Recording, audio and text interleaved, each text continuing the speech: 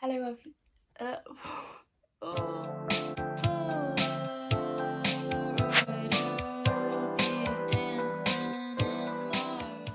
Hello all you lovely people, it is Nicole here, back with another video, and in today's video I'm going to be talking about the stereotypes, the misconceptions, the rumours, if you have it, about the University of Bristol. This is the reputation it has from external students or people who don't go to the uni, as well as the types of people that people ask questions about, things about the uni, and I'm going to be debunking and explaining and talking about these stereotypes and these misconceptions about the University of Bristol. So if that is something you are interested in, just keep watching. Before I begin, I just want to say a massive thank you to all those people who've recently subscribed to my channel, who've been commenting, interacting, liking my videos. It honestly means the world to me. Any more suggestions, don't hesitate to comment. I will try and put whatever sort of videos people are after out on my channel, and I'm looking to sort of grow my following. My next target is 100 subscribers, so it would mean the absolute world to me if you liked and subscribed and continue commenting, so thank you. So my first sort of like misconception or like stereotype about students at the University of Bristol is that they're all posh. A lot of people kind of have the assumption that everyone at Bristol is posh, and that is not the case. That is far from the case. Obviously you get posh people, but it is not Bristol specific. I know a lot of other universities that do have sort of like posh people, and a lot of my friends have said that they have posh people at their uni. It's not just all the posh people situate at the University of Bristol, and I've met people from all different classes, not just posh upper, like middle to upper class people per se. So that is something that if you are anxious about or you are nervous about a massive class divide, I would not be put off by that at all, because it's not a thing. There is obviously, as I said, a lot of posh people, but it's not everyone is posh, and you know, university, you're going to meet so many different types of people and they are not all posh. My second point, leading on from the first one, is the fact that everyone at the University of Bristol has gone to private school, which is actually incorrect. And a lot of people think that everyone has gone to Eton and Harrow and Aberforth and all these private schools, but that is not the case. It is not everyone, and I actually know the statistics because I work with the uni, and it's actually 60-40, state 60 and 40 private. So the state schools, the people who actually did go to state school, they are a majority at the University of Bristol. So if that was something that you were worried about everyone going to boarding or private school, that's not really an issue, because a lot of people have gone to state schools, and it's when you get to university, it's one of those things where it's not really an issue. And if someone is sort of bragging about it or looking down on people who didn't go to private school, then I'd steer clear of those kind of people, and they're not worth your time at all. One thing about the whole sort of like state private thing, the University of Bristol, I know specifically, has something what's known as a contextual offer. And a contextual offer is given through a number of criteria. One of them is if your school is in the bottom 60% of the quartile in the country. So every year they bring out this list, and if your school is on the list, you can actually get into Bristol with 2 grades lower. So that is something to bear in mind if you kind of know that your school is on some sort of list. It is worth checking, because to get in from doing a course, for example, which asks is for 3 A's and you're able to get into Bristol with ABV, it's worth checking, and not a lot of people actually know about contextual offer. So that is something to bear in mind if you potentially go to a state school. It is worth having a look at.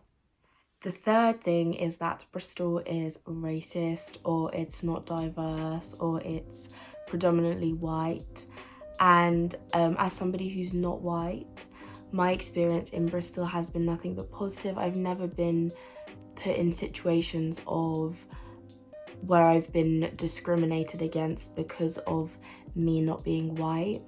I must say, speaking honestly, it is predominantly white in a sense that there is not a lot of black people or ethnic minorities. And when I first got to Bristol, it was a bit of a culture shock because I am from London and my friends are from everywhere, and I have all different friends from different backgrounds, different ethnicities. So it was a little bit of a culture shock when coming to Bristol, but it was never an issue. Like, I've been raised and brought up to not look at race or colour or anything, so it never really was an issue. Sometimes there's been incidences where there is ignorance, but I just kind of like take the higher ground and ignore it, and I'd rather just rise above it and just see it as they have the issue, it's not me. But what I can say about the University of Bristol is that they have been positively trying to promote inclusivity and BAME, so Black ethnic minority groups, and they do sort of things like you can be a BAME leader who in sort of like supporting those who are ethnic minorities to make sure that they feel they are being represented and they have a voice. As well as that, there's so many different societies where you can meet other people. There's ASOC, there's the Asian Society, there's the ACS, the Afro-Caribbean Society, there's East Asian Society, there's so many different societies. So you can sort of like search for crowds of people where you feel comfortable, if that makes sense.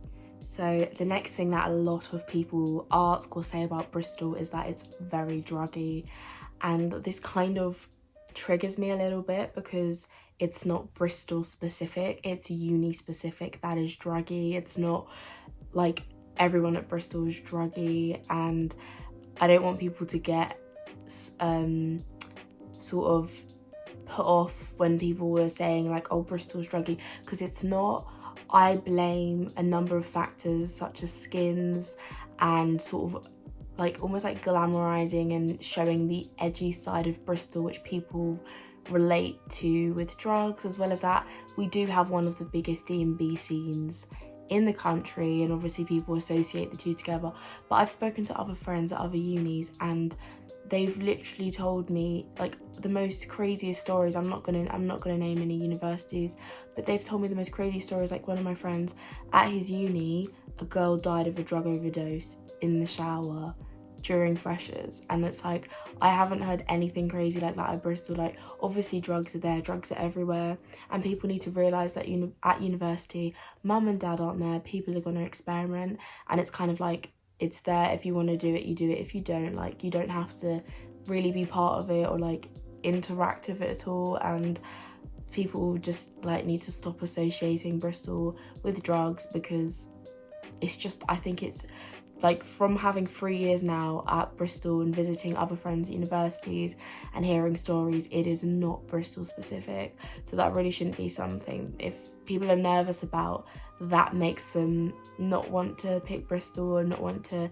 explore avenues at the University of Bristol. So this point is kind of more on the serious note, and I'm going to talk about it very carefully, and I just want to say that any like trigger warnings or anything, this is to do with mental health. So anyone who is affected by mental health or doesn't enjoy watching or hearing or anything like this, please click off now, because I am going to be talking about mental health and suicide at the University of Bristol. So please, if you're even the slightest bit affected, please click off this video. So Bristol gets a lot of stick about mental health and suicides, and I've had people say sort of like, why have you got such a high suicide rate, and or like the misconception that Bristol's bad with dealing with mental health. And honestly speaking, there was a point when I was in my second year and there was a peak of suicides and they were in the news, and it was very scary. And I remember because it was during my exam time, and it wasn't nice. It's not nice, and you know, I don't need to go into too much detail about it, but there was a lot of media coverage about it because it happened in such a short succession, in such a short time span. And as well as that, Bristol's already in the media just for being a prestigious university, so they're kind of under the microscope as it is, so it kind of was amplified. And there was a lot of backlash with how the University of Bristol dealt with these issues.